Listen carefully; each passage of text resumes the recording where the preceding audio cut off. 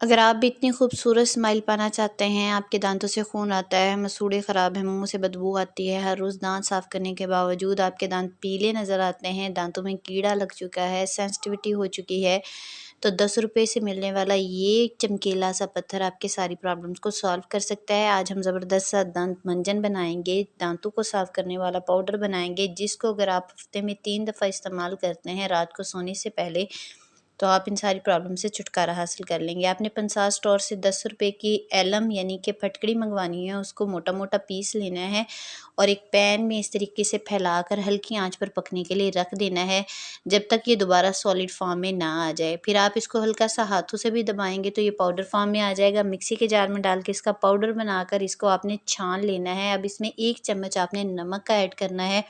दोनों चीज़ों को अच्छे तरीके से मिक्स करने के बाद हफ्ते में 3 दफ़ा रात को सोने से पहले अपने दांतों को साफ़ करना है।